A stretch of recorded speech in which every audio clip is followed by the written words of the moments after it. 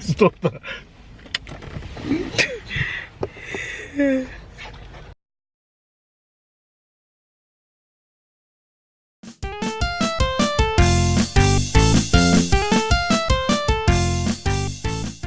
Hello guys. Hello. Welcome back to our channel. And we just thought we would do another video today. Just something entirely different, and obviously you know we are all about property. We want to share with you today how we got on the property ladder. How we bought our first property here in the UK, and just share the journey, and then hopefully some first-time buyers would learn from this, and just hope it will inspire you. Yeah, I think it was quite a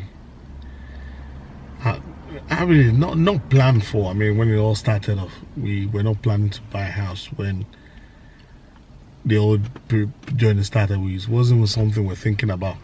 I think there must have been a reason for that, obviously because of our exposure, what we were used to, the kind of people around us. I mean, just a number of factors really meant that getting on the property ladder wasn't one of the things you needed to do at that point in time.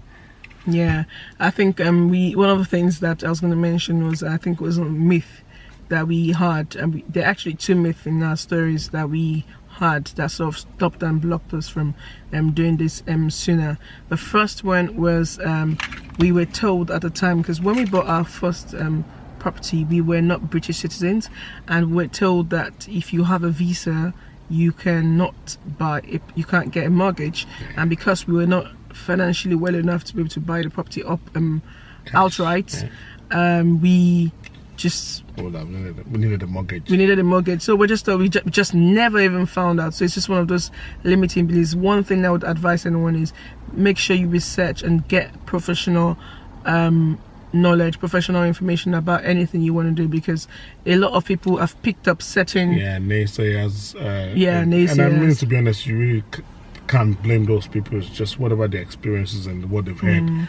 And even most of them, you don't even know where they got their information from. At the end of the day, they don't even know where they got the details from. Because I'm sure in the past we must have passed that information around to others as well. Yeah. Based on nothing really. So I mean, going back to how we bought our first property. So we decided to, I think it happened, I was working in I think it was in transport for London, and a colleague of mine just mentioned, obviously we had been interested in property, and I didn't even think at the time, we didn't know we were going to be property investors, but we were I was always interested in looking at the, I think was it Evening Standard, or no, it was not called Evening Standard then, it was a different paper. There was a different like a purple. Yeah, I can't remember. There was a different paper then they used to speak up on the train back, and I think there was a particular session on Tuesday evening or Wednesday evening.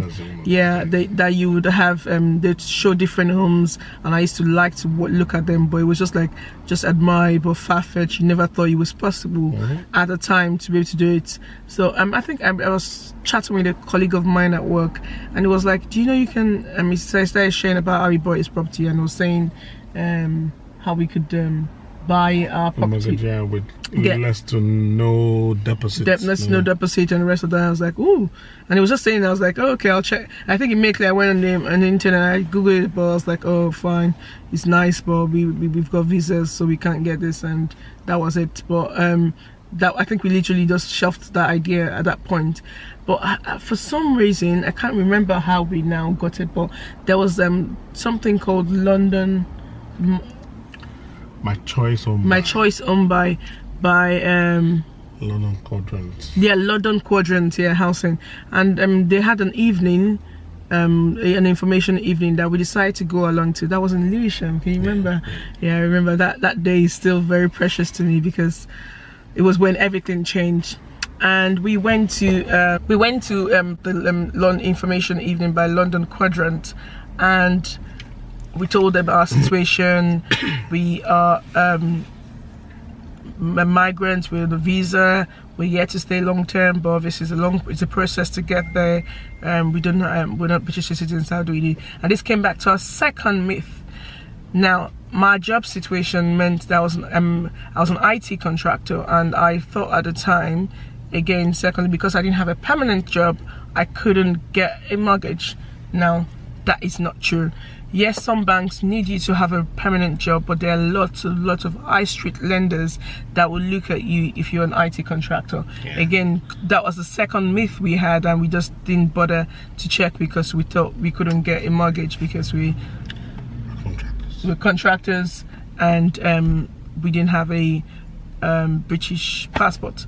So now that wasn't true. So we got there, and to this evening, the lady was very nice. She explained everything to us, and we said, this is what we had, this is the situation. And she was like, yeah, send your documents to me and I'll be able to sort something out for you. We should be able to get some. And oh my goodness, that was the best evening. We went back home. We were married then, but we didn't have kids. I went back home. I was super joyed, so excited. Oh, this is gonna happen. There's a possibility. Obviously, at this time, we had never looked at any property. No.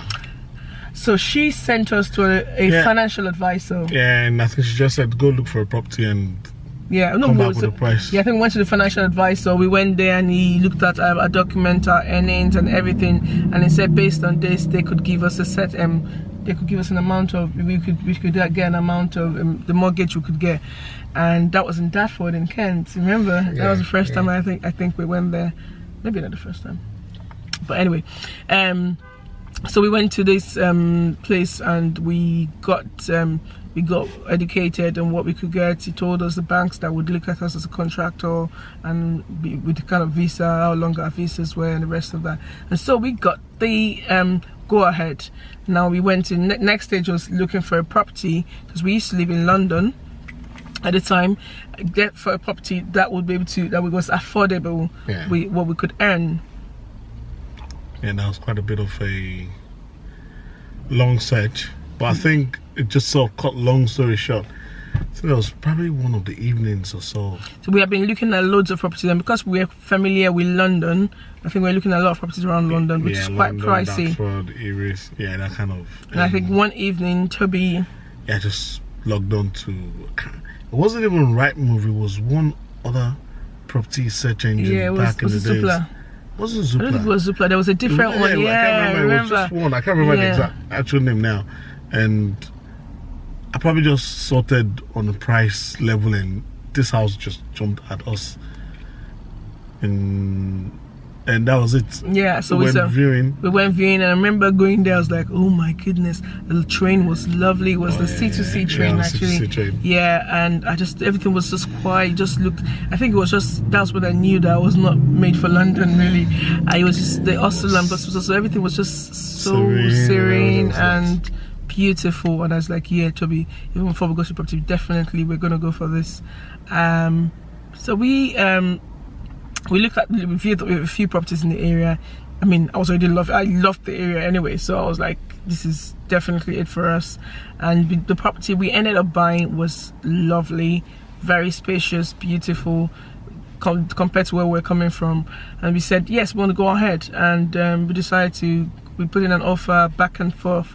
The offers, well, I'm sure you'd have, I'm not sure if I've mentioned it to you, but I love negotiating, so my negotiating skills came to hand there, even though I had no experience of negotiating of properties, because I didn't know what was obtainable. I always try to get the best we could get.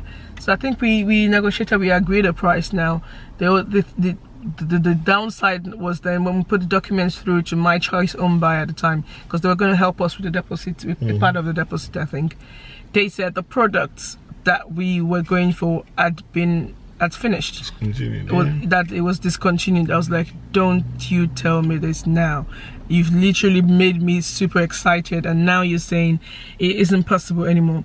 So this lady walking there, she was very helpful. She was like, well, they're just gonna do 1 or 2 more cases, and that's it, because they've asked them to stop the product. I was like, oh no, because I think the other ones also going to apply to us. We have to have earnings below a particular amount or whatever. And I remember calling her that day, and she was like, well, the only thing she can say is they've sent the document to us ever since. If we've not received it, then there's nothing she can do. But if we can, if she's going to email the form to us, we can get the form back to her that day. Yeah. Oh my goodness, I think I was father. I called Toby, you ran back home. or they had posted it to us or something. Yeah, somehow. I can't remember. We had to go. He had to go back to from London, central London, to where I was working. Went back home to get it, and go back to them. I think they were in Lewisham. Yeah, Lewisham. Or I don't know where their office was. So we literally took it there, and that's how miraculously, trust me, that this was a miracle, we're able to get our property approved, the loan approved, and the rest of, because that was long worded as well, and that made us almost lose the sale because the sellers were relocating out of the country and they needed the sale agreed. So I mean, for us it was like, ooh, what are we gonna do? And eventually got our property. So I think the lessons learned here for me, I would like to pass across is, one, be very open to people when you have conversations, because if my colleague at work, if I wasn't listening to him because I thought something was far-fetched from me, then we would have lost that opportunity. Secondly, I'd say that try and get professional advice and whatever you think you want to achieve, even though you know, I mean, to a large extent, I don't think it's going to work, which is what we thought at the time. It's always good to sort of get educated and understand what exactly is applicable. Don't just go based on what's the general notion or general knowledge you think you have. As long as you don't think it has any basis or any background, then I would advise that you sort of make more research on it. I mean, the property we got was so good that we still have the property till today. It's one of the properties in our investment portfolio, but it's yielding so much money for us. So for us, we would have I mean, it was not just a residential decision, it was a investment decision. And it was, I mean, today we keep joking that if we knew, because when we started buying properties for investment, that if we knew the property and the area was going to yield so much in value, we should have bought loads. Would have been yeah, we have made hindsight is always hindsight is always a blessing. But yeah, so yeah, just share with you. Have you got any other lessons to sort of give to anyone? No, I think one of the key lessons for me then was, I think probably one of our friends was planning to buy a house at that point. Can't remember, but I think it's always good to sort of get inspired and motivated when one of our friends inspired us. Yeah. Are doing things around you, and don't just moan and think, why isn't this happening to me, why can't I do this? You should be thinking, rejoicing with your friend, being happy with them, and saying, okay, why wouldn't I be doing this? And then ask the right questions and go for it. Yeah, and I think that was one of the great things that helped us back then as well. We had just one friend, just one or so, amidst loads that were naysayers, and it served like as a sort of linking point for us to know that this was possible. And I think for it's one of the things that I really think it was a blessing from us getting our property, was because a lot of family and friends around us were able to now buy their property, because obviously seeing that we had done it, and they were in sort of similar situations where they were migrants or they were IT contractors, and we all believed the same thing. It wasn't possible. A lot of them went on to buy our property. So it was not just a blessing for us, it was also a blessing for them, because they were able to achieve what they really wanted, and we just sort of started the whole process. And like Toby said rightly, rejoice with people when they do it, learn from them, try and be inspired, because like you mentioned, I think that's one of the things that also helped us. A friend of ours who got a property, and we're like, wow, and then I mean, he just shared the story with us. By the time we dropped up the call, and I started thinking, oh, so how come he's also this, he's also that, he's got this as well, and got us thinking and got our thinking back on track. So yeah, guys, we just thought we'd share with you today about how we got on the property ladder, our very first property as a couple, and I think that's in year in the UK, being a migrant and being a contractor, so we didn't have a permanent job, that's what I meant. So yeah, I thought hopefully it would help one or two people to sort of, I know obviously the products we have then may not be available now, laws have changed, but it's a fact that we were able to do it, so you can. So until next time, bye bye. Bye, see you.